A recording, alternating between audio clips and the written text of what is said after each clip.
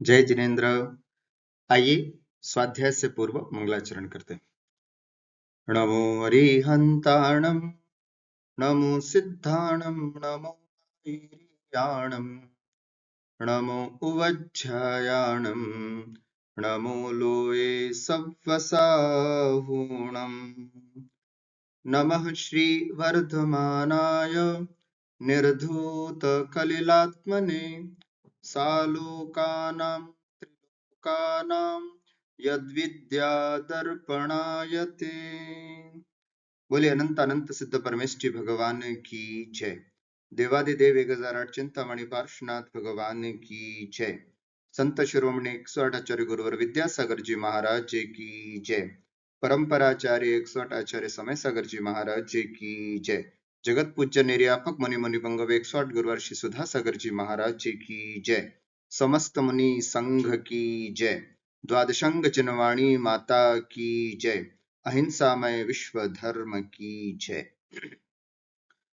द्वादश वर्षीय श्रवण संस्कृति स्वाध्याय पाठ्यक्रम के अंतर्गत द्वितीय वर्षीय पाठ्यक्रम का हम यहाँ पर स्वाध्याय कर रहे हैं, जिसमें 2 ग्रंथ हैं, इष्टोपदेश और रत्नकरंड शावकाचार।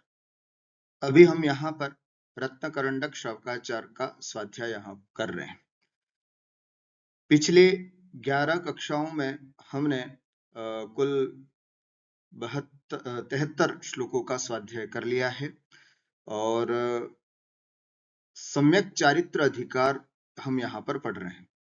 सम्यक चारित्र अधिकार के अंतर्गत श्रावक के कुल 12 व्रतों की चर्चा यहाँ पर चल रही है।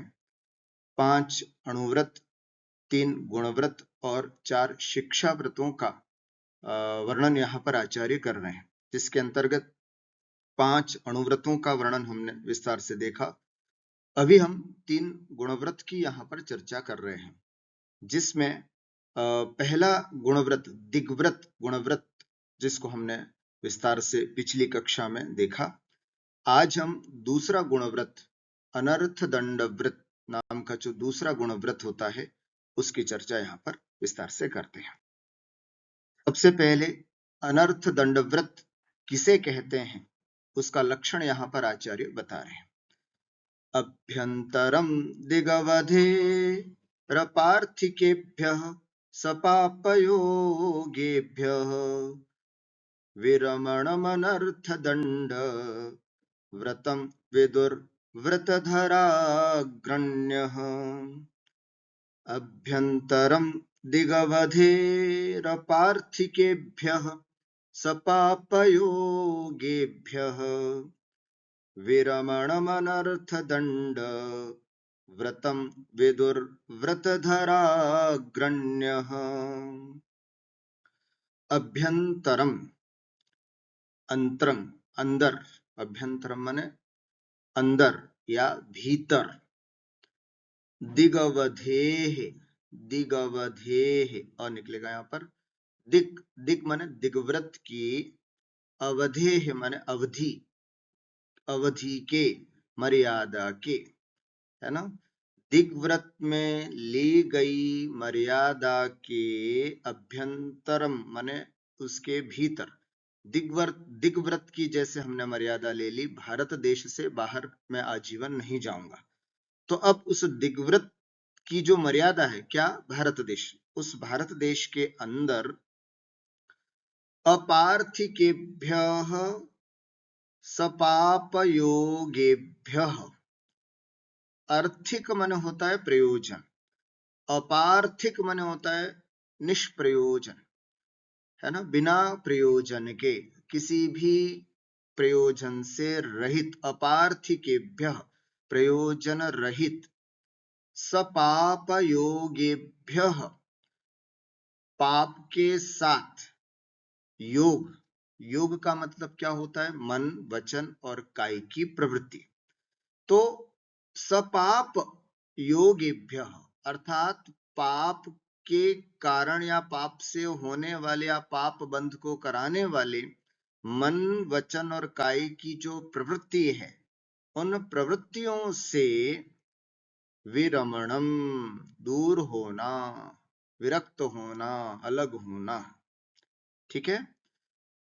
अनर्थ दंड व्रतम, अनर्थ दंड व्रत विदुहु कहते हैं।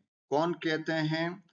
व्रत धराग्रण व्रत धराग्रण्य, व्रत धराग्रण्य, व्रतों को धारण करने वालों में जो अग्रण्य है, श्रेष्ठ हैं। व्रतों को धारण करने वाले कौन होते हैं? मुनिराज। मुनिराजों में भी श्रेष्ठ कौन होते हैं? है ना, तो गणधर देवादि, तीर्थंकर देवादि, इनको हम कह सकते हैं। ठीक हुआ। तो व्रतधराग्रण्य अर्थात गणधर परमेष्ठियों ने, तीर्थंकर भगवान ने अपनी दिव्य ध्वनि में, है ना, अनर्थ दंड व्रतम विदुहु, अनर्थ दंड व्रत कहा है। किसको? विरमणम, विरक्त होने को। विरमणम माने विरक्त होने को आचार्यों ने अनर्थ दंड व्रत कहा है। किससे विरक्त होने को? तो अपार्थिकेभ्यः सपापयोगेभ्यः विरमण, अपार्थिकेभ्यः बिना किसी प्रयोजन के पाप बंध कराने वाली मन वचन काय की प्रवृत्तियों से, जिस कार्य को करने से किसी भी प्रयोजन की सिद्धि नहीं होती है, ऐसे कार्यों से विरमणम, विरक्त होना ही अनर्थ दंड व्रत कहलाता है। ये कहां से चालू होता है? दिग अवधेः अभ्यंतरम, अर्थात दिग व्रत की जो मर्यादा ली है उसके भी भीतर। प्रश्न हो सकता है, तो दिग व्रत के ली हुई मर्यादा के भीतर क्यों कहा?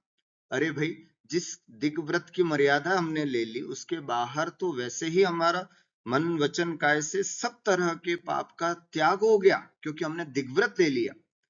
मान लीजिए कि भारत से बाहर मैं आजीवन नहीं जाऊंगा, किसी भी तरह का मन वचन काय का कोई भी व्यापार उससे नहीं, बाहर नहीं करूंगा, तो वैसे भी भारत से बाहर मेरा मन वचन काय या पाप की प्रवृत्ति से मैं विरक्त हो गया।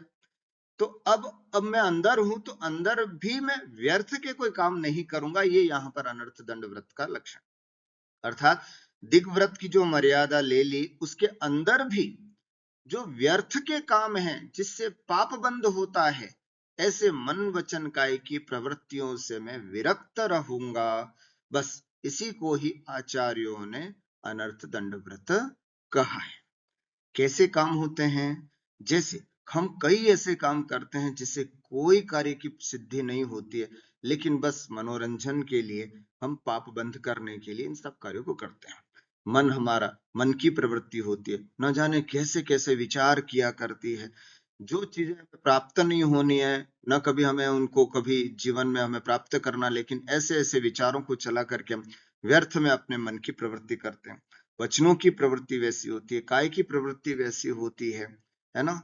टीवी देखते समय हमारी कैसे मनोवृत्ति हो जाती है ना। मोबाइल देखते समय, फेसबुक, इंस्टाग्राम देखते समय न जाने हम किस किस तरह के ख्यालातों में खो जाते हैं। सब व्यर्थ है ना। इन सब कार्यों को करते हुए न जाने हम कितना ही अनजाने में पाप कर बैठते हैं। तो इन पापों से विरक्त होने के लिए, अर्थात जिससे हमारा कोई भी आत्मिक विकास से संबंधित कार्य सिद्ध न हो, अथवा हमारा कोई ना कोई कार्य सिद्ध हो रहा हो, जैसे मैं आजीविका उपार्जन करने के लिए कुछ कार्य कर रहा हूं तो बात ठीक है, लेकिन कुछ भी नहीं, व्यर्थ में ही घूमने जा रहा हूं तो पेड़ से पत्ती तोड़ दी, गार्डन में बैठा हूं तो बैठे बैठे घास तोड़ रहा हूं, है ना। तो इस तरह की जो प्रवृत्ति होती है, इससे विरक्त होने को ही आचार्यों ने अनर्थ दंड व्रत। अगर इस शब्द का भी अपन अर्थ देखें, दंड माने होता है अपराध, है ना। अनर्थ, अर्थ माने प्रयोजन, अनर्थ माने व्यर्थ में ही ऐसा कोई काम जिसका दंड हमको मिल जाए, उसको बोलते अनर्थ दंड। उसका त्याग करना अनर्थ दंड व्रत कहलाता है। अनर्थ माने बिना किसी प्रयोजन के ही, दंड माने अपराध का कोई दंड हमको मिलता है तो उसको बोलते हैं अनर्थ दंड। उससे विरमणम, है ना, विरक्त हो जाना, इसी को ही अनर्थ दंड व्रत कहते हैं। आइए भावार्थ समझते हैं। दिशाओं की मर्यादाओं के भीतर प्रयोजन रहित पाप योगों स्रोतों से विरक्त होना अनर्थ दंडवृत है। यहाँ प्रयोजन शब्द ध्यान देने योग्य है। जहां प्रयोजन सिद्ध हो रहा है, अगर उससे कुछ कार्य कर रहे हैं तो उसमें पाप तो लगेगा, लेकिन कम लगेगा। लेकिन जिनसे कुछ भी प्रयोजन सिद्ध नहीं हो रहा है, ऐसे कार्य यदि हम करते हैं तो निश्चित से उसमें बहुत सारे पाप का बंध होता है। अब ये अनर्थ दंडव्रत कितने प्रकार का होता है, उसको यहाँ पर आचार्य इस श्लोक के माध्यम से बताते हैं। पापोपदेश हिंसा दानापध्यान दुष्श्रुति पंच प्राहु प्रमादचर्या मनर्थ दंडान दंडधराः। पापोपदेश हिंसा दानापध्यान दुष्श्रुतिः पंच प्राहुः प्रमादचर्या मनर्थ दंडान दंडधराः। अनर्थ दंड व्यर्थ के जो कार्य जिनसे हमें पाप लगता है, ऐसे कितनी चीजें हैं? कुल 5 अनर्थ दंड होते हैं। उन 5 अनर्थ दंडों से विरक्त होने का नाम ही अनर्थ दंड व्रत होता है। तो अनर्थ दंड कौन कौन से हैं? सबसे पहला पापोपदेश, फिर है दूसरा हिंसा दान, तीसरा यहां से अ निकलेगा अपध्यान, चौथा दुष्श्रुति, ठीक, और पांचवा है प्रमादचर्याम, है ना, प्रमादचर्याम पंच 5 प्राहु कहा है।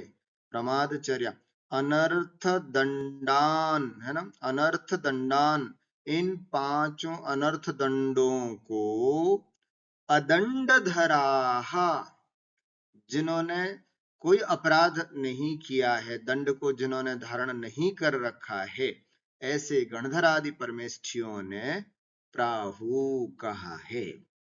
फिर से देखें, अदंड धराहा अनर्थ दंडान पंच अनर्थ दंडान प्राहु अदंड धराहा, है ना, अर्थात जो व्यर्थ के पापादि नहीं करने वाले आचार्य गणधर आदि परमेष्ठी हैं, उन्होंने पंच अनर्थ दंडान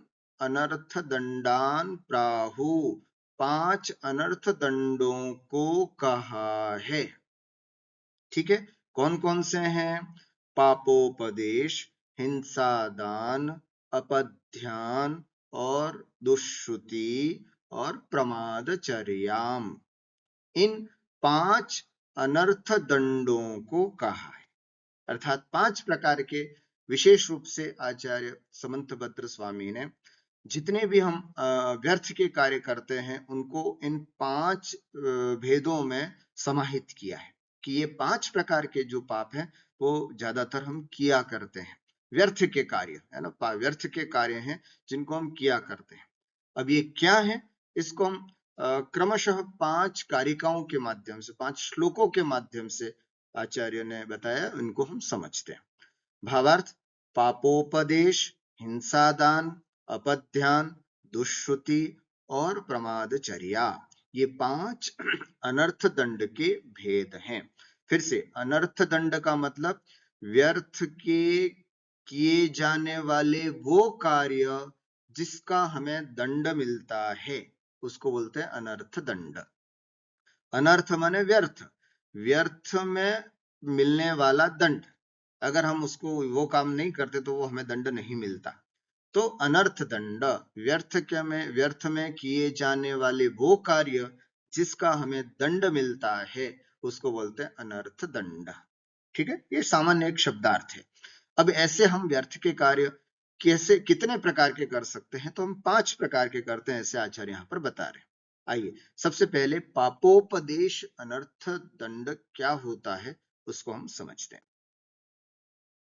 पापोपदेश अनर्थ दंड का लक्षण।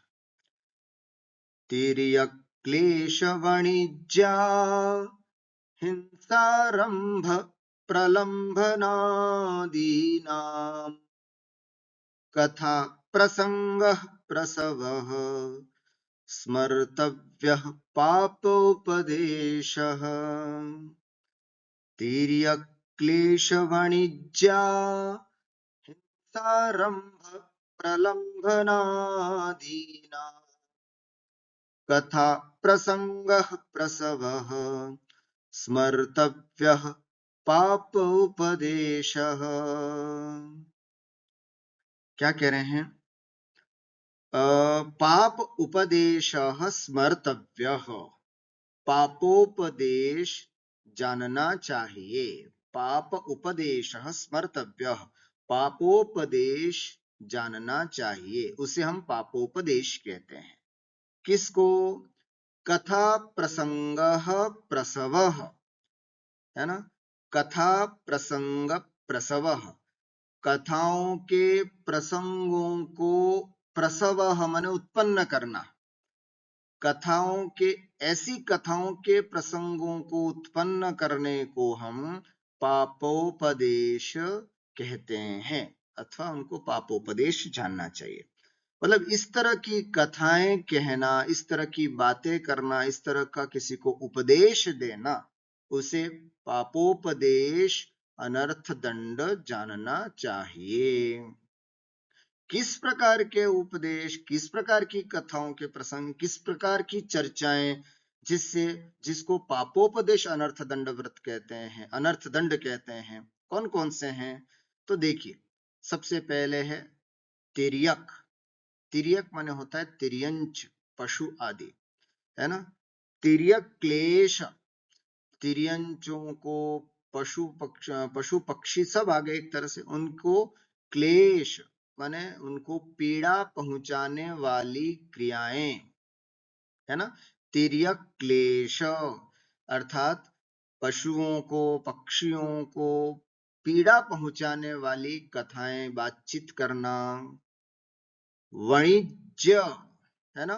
वाणिज्य वाणिज्य वाणिज्य, है ना? वाणिज्य हिंसा, ऐसा व्यापार, है ना, जिसमें हिंसा होती हो, है ना?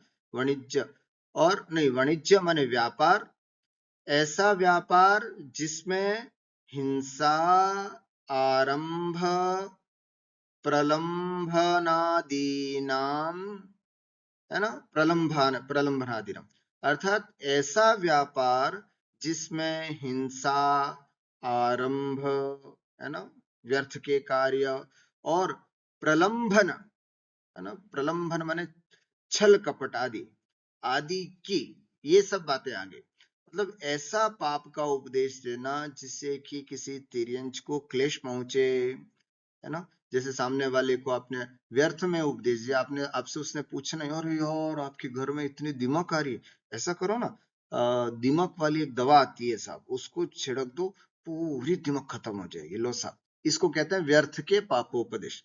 सामने वाले ने आपसे कुछ पूछा भी नहीं था, है ना, उसके बावजूद आपने उसको इस तरह का उपदेश दिया, है ना? चूहे मारने की उपाय बताना कि ओहो तुम्हारे घर में चूहे बहुत हो गए, ऐसा करो, तुम ये करो, इससे तुम्हारे पूरे चूहे साफ हो जाएंगे, बिल्कुल अच्छे हो जाएंगे। जाले मारने की बात बताना, इस तरह के व्यर्थ के कार्यों को, जिससे तिर्यक क्लेश, है ना, अर्थात बेचारे पशु आदि को, जानवर आदि को, जीवों को पीड़ा पहुंचे, इस तरह के उपदेश देना, इस तरह की, है ना, क्लेश पहुंचाने वाली क्रियाओं की, इन सब का कथा, इन सब की बातों को बताना। ऐसे व्यापार का उपदेश देना जिसमें हिंसा हो, अरे तुम क्या कर, व्यर्थ, ऐसा करो, अभी आजकल खाने पीने का बहुत ट्रेंड है, ऐसा करो तुम एक होटल खोल दो, तुम एक रेस्टोरेंट खोल दो, लो साहब, है ना? किसी ऐसे कार्य को करने के लिए किसी को उपदेश देना, सलाह देना जिसमें बहुत हिंसा होती हो, बहुत आरंभ होता हो, या फिर बहुत चीटिंग होती हो, छल कपट होता हो, है ना? ऐसे कार्यों के करने के कथा प्रसंग प्रसव, है ना, अर्थात बहुत सारे ऐसे कथाओं के प्रसंगों को उत्पन्न करना किसी को व्यर्थ की सलाह देना कि तुम ये व्यापार कर लो, तुम कल से ऐसा काम चालू कर दो, है ना, इसमें जिसमें बहुत चीटिंग करनी पड़ती हो, बहुत आरंभ परिग्रह होता हो, बहुत हिंसा होती हो, ऐसे किसी को सलाह देना व्यर्थ का, ध्यान से सुनना, व्यर्थ में कई बार हम गॉसिप करते हैं, बातें करने बैठते हैं, तो हम अपने आप ही, कुछ भी किस सामने वाले ने नहीं पूछा, फिर भी हम अपने आप से कुछ न कुछ बोल करके उसको उपदेश दिया करते हैं। महानुभाव, ऐसी चीजों से बचना चाहिए। व्यर्थ में हम क्यों ऐसे पापों का अर्जन करें जिसको भोगना फिर हमारे लिए बड़ा कष्टप्रद हो, बहुत कष्टप्रद होता है। तो इसलिए अपनी जुबान पर कंट्रोल रखना चाहिए। ऐसे व्यर्थ के कोई भी उपदेश, कोई भी सलाह, है ना, व्यक्ति को नहीं देना जिसको करने से सामने वाले व्यक्ति का बहुत पाप में जाए और व्यर्थ के पाप का अर्जन हो उससे। ठीक है, तो पापोपदेश अनर्थ दंड, इसका मतलब ऐसा व्यर्थ, ऐसा पाप का उपदेश जो व्यर्थ में, मतलब सामने वाले ने किसी तरह की सलाह हमसे मांगी नहीं है। और अगर आपके मन में प्रश्न होगा, अगर कोई सामने वाला अगर सलाह मांगे, तो यदि आपका अपना बहुत नजदीकी है तो आप अपने आश्रित कोई व्यक्ति है तो उसको सलाह दे सकते हैं। बाकी व्यर्थ में एक व्रती जो है वो तो नहीं देता। हम व्रती नहीं, हम गृहस्थ हैं, हमें भी ऐसे कार्यों से, विशेष करके जो हिंसात्मक कार्य हैं, उनके उपदेश से बचना चाहिए। पशुओं को क्लेश पहुंचाने वाली क्रियाएं, व्यापार, हिंसा, आरंभ तथा छल आदि के प्रेरक कथा प्रसंगों का बार बार कथन करना पापोपदेश अनर्थ दंड कहलाता है ना। इस तरह का कोई भी, कि पता है मेरे घर में एक सांप निकला था, तो मैंने तो उसको इस तरह से पकड़ा और फिर इसको मारकर, इस तरह की कुछ बातें प्रसंग, कथाओं के प्रसंगों में बोलना। पता है मेरे किचन में इतने सारे कॉकरोच निकलते हैं, मैं उनको कैसे पकड़ता हूँ, कैसे उनको मारता हूँ, इस तरह की बातें करके किसी भी तरह की हिंसा की बात दूसरों को बोलना, कथाओं में चर्चा करना आपस में बैठ करके, ये सब पापोपदेश अनर्थ दंड है, हमें इनसे बचना चाहिए। आइए दूसरा अनर्थ दंड देखते हैं, हिंसा दान अनर्थ दंड। हिंसा दान अनर्थ दंड क्या होता है, आचार्य क्या कहते हैं, समझते हैं। परशु कृपाण खनित्र ज्वलनायुध श्रृंगी श्रृंखलादीनां वध हेतूनां दानम् हिंसा दानं ब्रुवन्ति बुधाः। परशु कृपाण खनित्र ज्वलनायुध श्रृंगी श्रृंखलादीनां वध हेतूनां दानं हिंसा दानं ब्रुवन्ति बुधाः। बुधाः ज्ञानी गणधर देवादि हमारे आचार्यों ने हिंसा दानम ब्रुवंती, उसको हिंसा दान अनर्थ दंड कहते हैं। बुधाः माने ज्ञानी, गणधर देवादि ज्ञानी आचार्यों ने हिंसा दानम ब्रुवंती, उसको हिंसा दान कहा है। किसको, वध हेतु नाम दानम, वध मने हिंसा के, हेतु मने उपकरणों को, दानम मने दान करने को, है ना। वध, हिंसा, हत्या करने के उपकरणों को देने को हमारे आचार्यों ने हिंसा दान कहा है। अर्थात किसी भी जीव को मारने का, हिंसा करने का कोई भी साधन अगर हम किसी को देते हैं तो ये हिंसा दान नाम का अनर्थ दंड कहलाता है। हिंसा दान अनर्थ दंड। ऐसे कौन से उपकरण हैं जिससे हमें पाप लगता है, तो आचार्यों ने बताया अपने हिसाब से, वर्तमान में इस तरह के वध के उपकरण सब समझ लीजिएंगे, है ना, सब समझ लेंगे हम कौन कौन से। जैसे आचार्य ने अपने समय के हिसाब से बताया, उस समय जो विशेष रूप से होता था, आज भी इसमें कुछ प्रासंगिक है, कुछ नए हैं और भी। परशु, परशु माने होता है फरसा, फरसा होता है ना। कृपाण, कृपाण माने होती है तलवार। खनित्र, खनित्र माने होता है खोदने की खुदाली, गेती फावड़ा आदि सब समझ लीजिएगा। और खनित्र है ना, खुदाली गेती फावड़ा आदि खनित्र।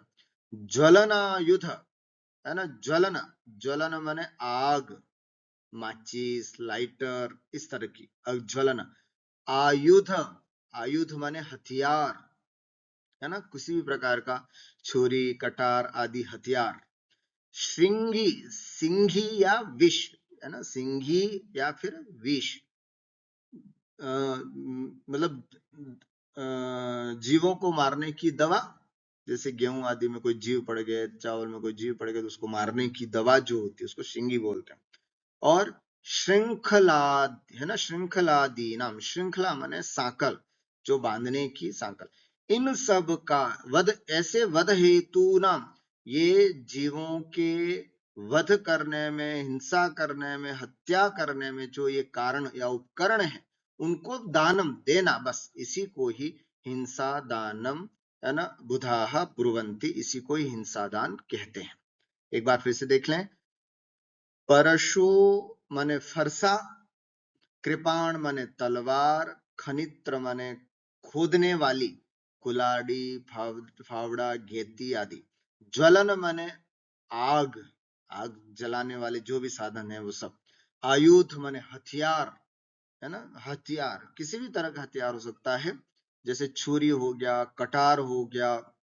जैसे मान लीजिए कि किसी ने मांगा कि साहब जल्दी जल्दी जल्दी जल्दी देना, हमारे घर पे सांप निकला, उसको मारना है, तो कोई बड़ा सा कोई डंडा हो या बड़ा सा कोई घेती हो तो देना, यूं करके। तो उसको सांप मारने के लिए आपने हथियार दे दिया, तो ये व्यर्थ अनर्थ दंड कहलाता है ना। तो इस तरह की कुछ भी, जैसे मान लीजिए कि आपके घर के पास में कोई नॉन वेजिटेरियन रहते हैं, तो अब उसको आपने घर से कुछ भी छुरी चाकू आदि दे दिया, उसने वहां से अपने घर पे ले जा करके फिर उसका, उसने इस तरह के कुछ कार्य किए जिससे बहुत बड़ा पाप लगता हो, तो उसका कुछ न कुछ अंश हमको भी व्यर्थ में पाप लगेगा। तो ऐसा आयुध माने हथियार है ना। विष, विष में आप समझ लीजिएगा आजकल के जितने भी चूहे मारने की दवा, मच्छर मारने की दवा है ना। कई लोग व्यर्थ में उपदेश दिया करते, वो पापोपदेश में आता है कि साहब वो मच्छर मारने का नेट आता है, वो ले लो तुम, उससे मच्छर मर जाते हैं। इस तरह के व्यर्थ के उपदेश, ये वाला ऑल आउट लगाओ जिससे मच्छर ही नहीं आते हैं, ये वो करो, इस तरह के जीवों की हिंसा कारक बातों को वो तो उपदेश में आया। यहाँ देखो पापोदेश, पापोपदेश पर हिंसा दान में अंतर क्या है। वहां आप केवल वचन से बोल रहे थे, उपदेश दे रहे थे तुम ऐसा ऐसा करो, जिससे हिंसा का कार्य हो और व्यर्थ में हो, तो इसलिए वो तो सब आया पापोपदेश। यहाँ आप उपकरण दे रहे हैं किसी को है ना, किसी को साधन छुरी कटारी आदि दे रहे हैं, इसको हिंसा दान के अंतर्गत लेना चाहिए। ऐसे वध हेतु नाम दानम, वध के उपकरणों को देना, इसको बुधाह आचार्य हिंसा दानम ब्रुवंती, हिंसा दान कहते हैं। हम समाज में रहते हैं, हम सामाजिक प्राणी हैं है ना। तो अगर हम किसी को हमारे आसपास अगर कोई नॉन वेजिटेरियन है, तो हमें इन सब बातों को विशेष ध्यान रखना है कि यदि हमारी चाकू या हमारी छुरी घर से जाती है दूसरे पड़ोसी में, तो उसका उपयोग वो किस तरह से कर सकता है। इन सब बातों को ध्यान में रखते हुए इन चीजों से बचना चाहिए कि साहब ये चीजें हमारे पास नहीं है, ऐसा कह करके इससे हम बहुत से पाप से बच सकते हैं। मतलब ऐसा कोई भी उपकरण न देना जिससे कि सामने वाला व्यक्ति उसका दुरुपयोग करके उससे हिंसा करे, अन्यथा हम हिंसा दान अनर्थ दंड के भागी बनेंगे। ठीक हुआ। भावार्थ, फरसा, फरसा तलवार, गेती, कुदाली, अग्नि, आयुध, विष, साकल आदि वध कारणों का दिया जाना हिंसा अनर्थ दंड कहलाता है। ठीक है, इस तरह से आगे। अपध्यान अनर्थ दंड का लक्षण, अपध्यान क्या होता है ना। कारिका पढ़ते हैं। वद बंध छेदादेर द्वेषात् रागाच्च परकलत्रादेः अपध्यानमपध्यानम् शासति जिन शासने विशदा वधबन्धच्छेदादेर्द्वेषात्रागाच्च परकलत्रादेः आध्यानमपध्यानम् शासति जिन शासने विशदाः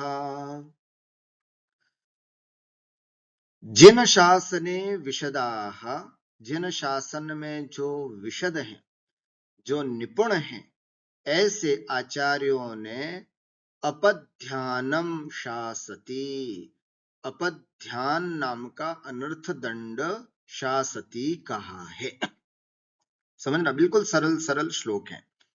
जिन शासने विशदाः, जिन शासन में जो विशद हैं, निपुण हैं, ज्ञानी हैं, निर्मल हैं, विद्वान हैं, जिन शासन में उपदेश, जिनेन्द्र भगवान के उपदेश को बताने में जो निपुण हैं, ऐसे आचार्यों ने अपध्यानम शासति, उसको अपध्यान अनर्थ दंड कहा है। किसको? आध्यानम, आध्यान माने चिंतन करने को, आध्यान ऐसा चिंतन मतलब चिंतन करने को आचार्यों ने अपध्यान कहा है। किसका चिंतन करने को? तो आचार्य दो तरह से बता रहे हैं, राग से इसका और द्वेष से इसका। हम जब राग में होते हैं तो किसका चिंतन करते हैं, और जब हम द्वेष में होते हैं तो किसका चिंतन करते हैं। ऐसे चिंतन का, है ना, ऐसे व्यर्थ में चिंतन को अपध्यान नाम का अनर्थ दंड कहा है। कैसे? देखिए, वध बंध छेदादेर द्वेषात, है ना, द्वेषात, द्वेष से वध बंध छेदादेह, वध मने वध करने को, किसी को मारने को, बंध माने बांधने का, छेद माने काटने का, है ना, किसी को छेद करना, मार देना आदि, इन सब का आध्यानम चिंतन करना। द्वेषात, द्वेष से किसी के वध, है ना, हत्या, हिंसा, उसको बांधने का, उसको काटने पीटने का आध्यानम चिंतन करना। और द्वेषात, यहां पर दो पहले निकल गया, द्वेषात फिर र निकलेगा, रागात च माने और, रागात और राग से, पर कलत्रादेह, पर स्त्री के बारे, पर स्त्री आदि के बारे में विचार करना, आध्यान मन चिंतन करना। राग से किसी के वध, बंधन और छेदन का चिंतन करना द्वेष से, और राग से पर स्त्री आदि के बारे में विचार करना, चिंतन करना। चिंतन करने को आचार्यों ने अपध्यान नाम का अनर्थ दंड कहा है। क्या करते हैं हम? अपध्यानम का मतलब न तो बोलना है, न कुछ क्रियाएं, न कुछ साधन आदान प्रदान करना है। सबसे ज्यादा हमारा पाप बंध अगर किसी से होता है तो वो होता है मन से, है ना, मन से चिंतन करते हैं जो, उससे होता है। तो ये जो अपध्यान है अनर्थ, अपध्यान नाम का जो अनर्थ दंड है वो चिंतन करने को ही है। जब हम द्वेष में होते हैं, द्वेष बुद्धि जब हमारे अंदर होती है, तो हम व्यर्थ में ही, अरे यार, है ना, रशिया अगर मैं होता ना यूक्रेन का राजा, तो मैं रशिया को जवाब दे देता, उसके सब सैनिकों को मार देता। ओहो, व्यर्थ की हमने बैठे बैठे यहाँ पर पाप बंद कर लिया, व्यर्थ का ही पाप बंद कर लिया। अरे, पाकिस्तान ने हम पर हमला कर दिया, काश अगर उस समय मैं चीफ होता, है ना, मैं प्रधानमंत्री होता, मैं रक्षा मंत्री होता, तो मैं ईंट का जवाब पत्थर से था। अरे साहब, क्या सर्जिकल स्ट्राइक की, एक साथ सबको मार दिया, मजा आ गया। ओहो, व्यर्थ का अपध्यान, इसको बोलते हैं व्यर्थ का अपध्यान। या फिर सीरियल्स देखते हुए, मूवीज देखते हुए, है ना, उसमें आए हुए चित्रण को देखते हुए, बस अब ये हीरो आ गया, अब देखना सबको मारेगा, एक एक को यहाँ पर सबको लाइन से सबको मार देगा, इस तरह का चिंतन करना। है ना। ये जब हम ये इस तरह के टीवी देखते हैं, मोबाइल देखते हैं या कुछ भी इस तरह के सोशल मीडिया पर रहते हैं, तो इस तरह का वध बंधन आदि की बातें व्यर्थ में हमारे इस समय न्यूज़पेपर देखते हैं। ओहो, न्यूज़पेपर में कितनी सारी बातें ऐसी आती हैं जिसको हम व्यर्थ में ही अपना पाप बंद कर लेते हैं। तो इसलिए द्वेष से जिससे हमारी नहीं बनती है उसके बारे में, है ना, मारना नहीं, केवल मारने का, बंधन का और छेदन आदि का चिंतन करना मन से केवल। उसी प्रकार राग से पराई स्त्री के बारे में, पर पुरुष के बारे में पता है कि हम अपने जीवन में कभी भी इनसे इस तरह के संबंध नहीं बना पाएंगे, लेकिन है ना, हम व्यर्थ में ही मन से इतना सारा पाप बंद कर लेते हैं जिसका कोई जवाब नहीं। तो ये इससे बचना है हमको। पर कलत्र आदि, आदि का मतलब है पर स्त्री, पर पुरुष, है ना, पर पुत्र, पर पुत्री, सब आ गया इसमें, है ना। इन सब के प्रति राग बुद्धि से, अटैचमेंट भाव से अपद आध्यानम चिंतन करना, है ना, कि मैंने इसको अपने जीवन में नहीं प्राप्त किया हो, मेरा तो जीवन व्यर्थ हो गया। या फिर इस तरह से व्यर्थ में ही खराब खराब मूवीज देखना, खराब खराब सीरियल्स देखना जिसमें पर पुरुष पर स्त्रियों के संबंध को दिखाया जाता है, जिससे हमारा मन कलुषित होता है, हमारी आत्मा की शक्ति जिनसे घटती है। ऐसी सब चीजों को देखना, इन सब से हमारा जो चिंतन चलता है, इसी को अपध्यान नाम का अनर्थ दंड कहा है। ठीक है, एक बार पूरा। जिन शासने विशदाह, जिनेन्द्र भगवान के उपदेश करने में जो निपुण हैं, ऐसे आचार्य गणधर देवादि ने आध्यानम अपध्यानम शासति, ऐसे चिंतन को अपध्यान कहा है। कैसे चिंतन को? द्वेषात वदबंध छेदादे, द्वेष के कारण किसी के वध बंधन और छेदन करने का चिंतन करना, रागाच्च, और राग से परकलत्रादे, पर स्त्री आदि के बारे में चिंतन करने को अपध्यान नाम का अनर्थ दंड कहा है। द्वेष भावों से युक्त होने के कारण किसी प्राणी के धन धान्य आदि के नाश होने, मारे पीटे जाने, बांधे जाने, अंगच्छेदन, हराए जाने आदि का, तथा राग भाव से युक्त पर स्त्री, पर धन आदि सामग्रियों का दुश्चिंतन करने को अपध्यान अनर्थ दंड कहा गया है। पता है, हम जब मैच देखते हैं किसी तरह का, है ना, किसी तरह के सीरियल्स, टीवी देखते हैं, मूवीज देखते हैं, तो उस समय हमारा बहुत अपध्यान होता है। जब तक पूरा मैच चलता रहता है तब तक हमारा एक ही, बस भारत जीत जाए, भारत जीत जाए, पाकिस्तान हार जाए, पाकिस्तान को आज हराना ही है। इस तरह का हम अपध्यान बहुत कर लेते हैं। उस समय जितना भी कर्म बंध हो रहा है वो सब का सब पाप बंध के कारण होता है। देखिए, लेकिन किसी भी प्रकार का राग द्वेष भाव न करें, है ना, किसी भी प्रकार के अपने परिणामों में कलुषता न लाए। आपके कहने से कुछ नहीं होना है, होना वही है जो उनके पिच पे होगा, सब कुछ वही होगा। इसलिए इस तरह के अपध्यान करके हमें पापों का चिंतन, पापों का बंधन नहीं करना चाहिए। चौथा है दुष्श्रुति अनर्थ दंड। लक्षण पढ़ते हैं। आरंभ संग साहस, मिथ्यात्वद्वेष राग मद मदनैः, चेतः कलुषयतां श्रुति रवधीनां दुष्श्रुतिर्भवति। आरंभ संग साहस, मिथ्यात्वद्वेष राग मद मदनैः, चेतः कलुषयतां श्रुति रवधीनां दुष्श्रुतिर्भवति। दुष्श्रुति ही भवति, है ना, दुष्श्रुति ही भवति। कौन सी? अवधीनाम। अवधि का मतलब यहां पर शास्त्र लिया है। अवधीनाम, अवधीनाम ऐसे शास्त्रों का, ऐसे पुस्तकों का, है ना, ऐसे पुस्तकों का, श्रुति ही, अवधीनाम श्रुति, है ना, ऐसी पुस्तकों का, ऐसे शास्त्रों का, श्रुति माने सुनना, दुष्श्रुति ही भवति, दुष्श्रुति नाम का अनर्थ दंड होता है। ठीक है, अवधीनाम श्रुति ही अर्थात ऐसी पुस्तकें या ऐसे शास्त्र आदि का सुनना, कैसे?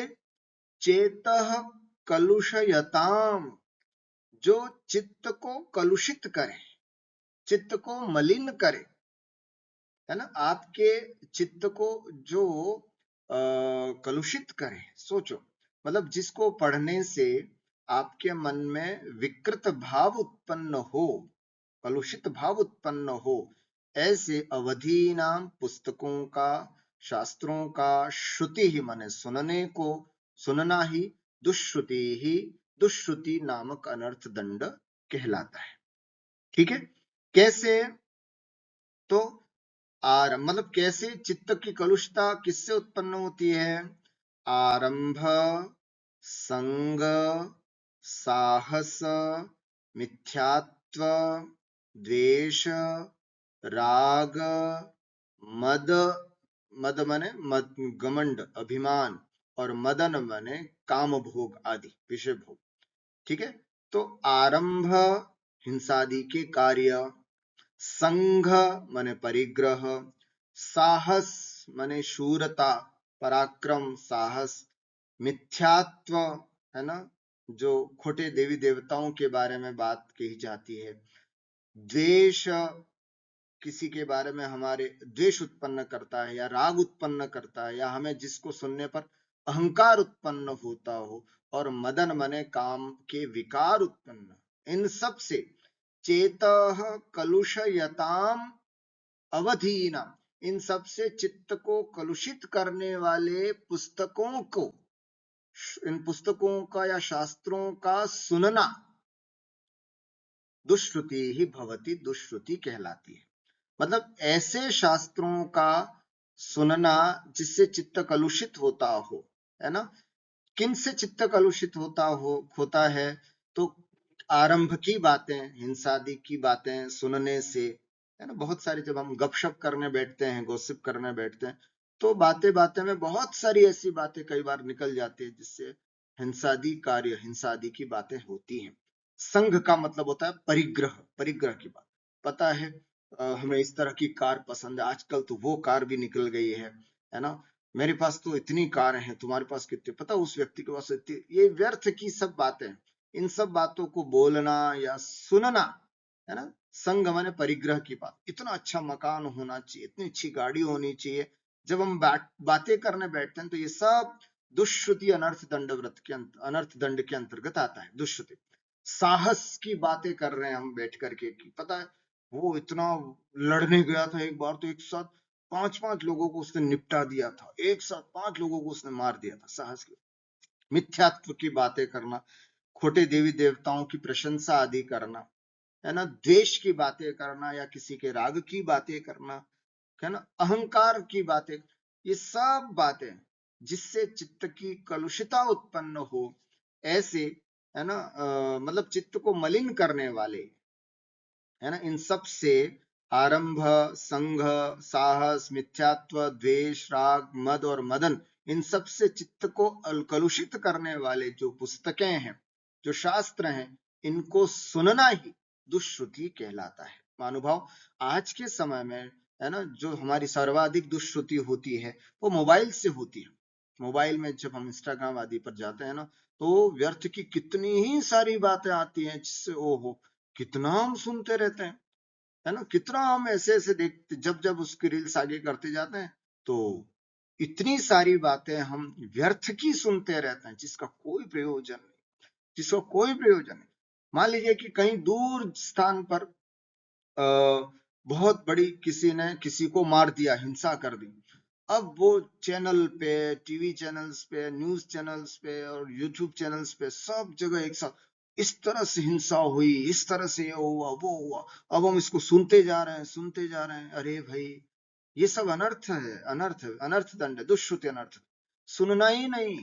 कई बार मान लीजिए कहीं पर किसी भी हिंदुस्तान के किसी भी कोने में या विश्व में कहीं पर भी कुछ इस तरह की बहुत बड़ी घटना होती है, तो दिन भर वही न्यूज, वही न्यूज, वही चलती रहती है, तो हम उसको सुनते ही रहते हैं, सुनते ही रहते हैं। कभी नहीं सुनना महानुभाव। है ना। इन सब को जितना सुनेंगे, ये सब अनर्थ दंड तो है ही, इन सब को सुनने से हमारे आत्मिक संस्कार भी प्रभावित होते हैं। जितना हम इन सब चीजों को सुनेंगे, हमारी आत्मा की शक्ति उतनी धीरे धीरे घटती जाती है। तो हमें तो अपनी आत्मिक विकास करना है, इसलिए इसलिए इन सब चीजों से हमको बचना चाहिए। क्या लिखा है? आरंभ, परिग्रह, साहस, मिथ्यात्व, राग, द्वेष, मद और विषय भोग से चित्त को मलिन करने वाले शास्त्रों या पुस्तकों को सुनना दुष्श्रुति अनर्थ दंड कहलाता है। इन सब से हमको बचना चाहिए। और एक और है अंतिम, प्रमादचर्य अनर्थ दंड। किसे कहते हैं? सबसे पहले लक्षण, क्षिति सलिल दहन पवना, रंभम विफलम वनस्पति छेदम, शरणं सारणमपि च प्रमादचर्यां प्रभाषन्ते।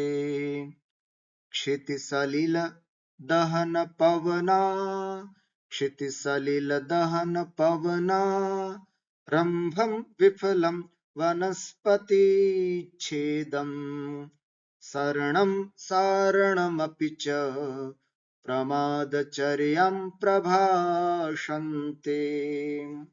प्रमादचर्यां प्रभाषन्ते, प्रमादचर्या उसको कहते हैं।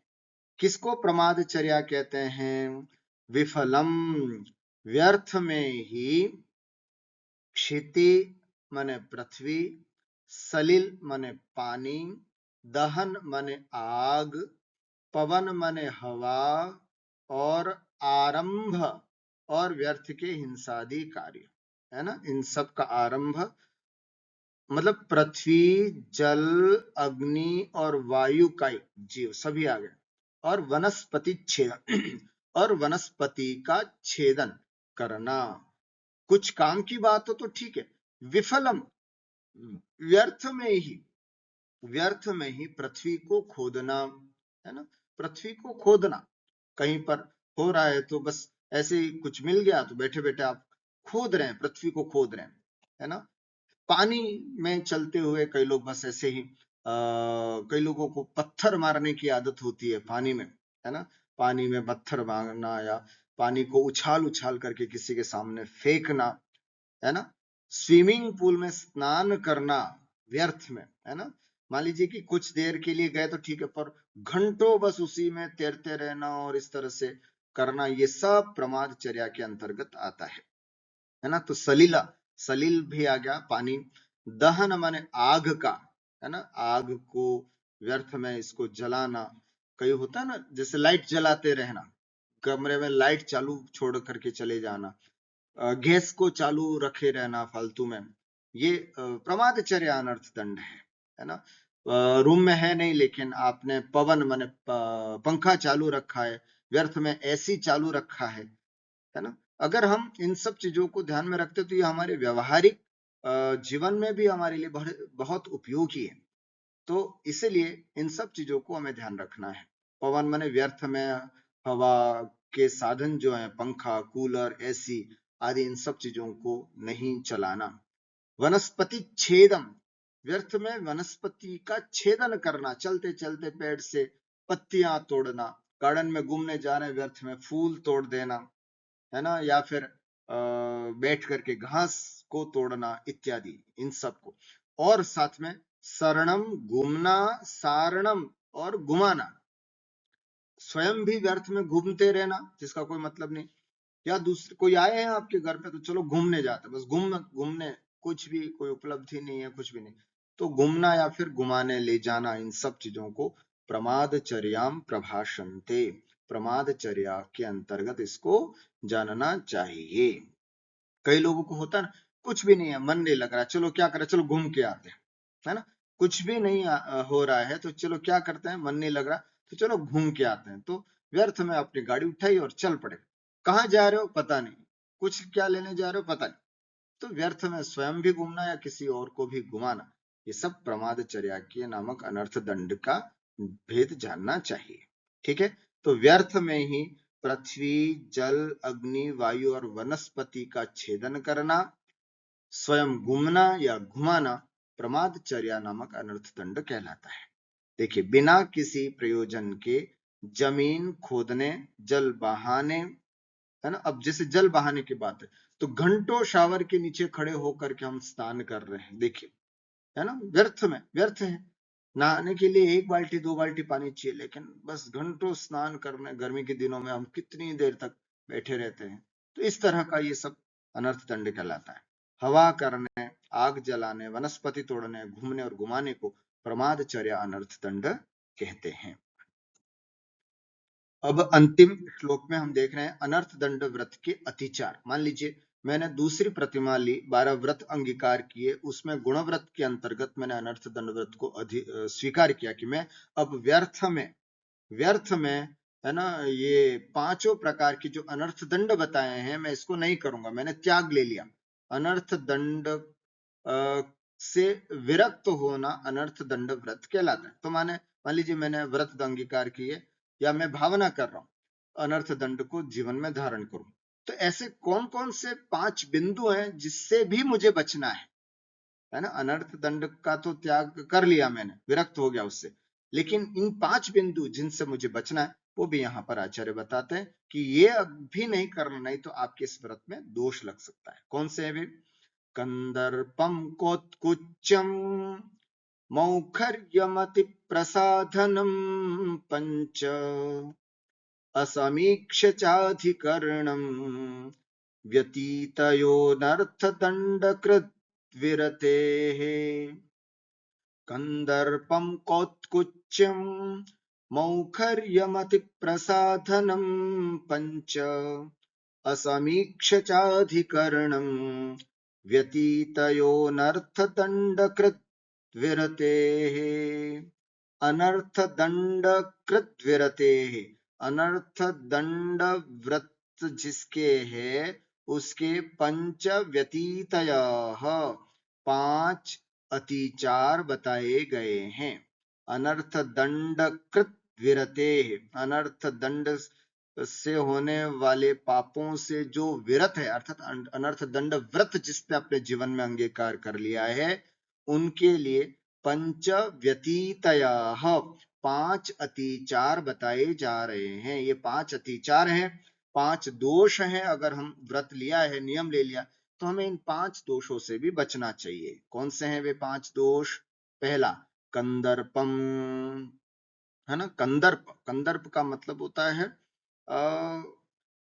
आप किसी को हंसी उड़ा रहे हो, हंसते हुए उसके साथ कुछ गलत बोल रहे हो, उसको बोलते हैं कंदर्पम। मान लीजिए, है ना, कि आप हंसते हंसते हुए सामने वाले को ऐसा बोलना कि उसको बुरा लग जाए, अशिष्ट वचन बोलना, एक तरह से हंसी करते हुए किसी को अशिष्ट वचन बोल देना, इसको बोलते हैं कंदर्प। दूसरा है कोत्कुच्य। कोत्कुच्य का मतलब है कि शरीर से कुछ ऐसी चेष्टाएं करना, हाथ दिखाना, मुंह का बिगाड़ना, आंखों से उसको चिढ़ाना, इसे सब चिढ़ाना मतलब अपनी शारीरिक चेष्टाएं ऐसा करना जिससे सामने वाले व्यक्ति को चिढ़ जाए। ये दोष है। अगर हमने अनर्थ दंड व्रत जीवन में अंगीकार किया है तो ये भी कार्य नहीं करना है, ये हमें ध्यान रखना है। उसके बाद आता है मौखर्यम, व्यर्थ का बड़बड़ाना, बोलते रहना, बकवास करते रहना। कई लोगों की होती है ज्यादा बोलने की आदत, है ना। किसी ने कुछ पूछा नहीं है आपसे, लेकिन बोलना, तो व्यर्थ में आप कहोगे कि साहब मैंने किसी को पापोपदेश और ये सब कुछ नहीं किया, लेकिन अतिचार है, ज्यादा बोलना भी। मौखर्य होना, व्यर्थ में ही बहुत सारी बातें करना, मौखर्यम। उसके बाद अति प्रसाधनम, खूब प्रसाधन करना, है ना।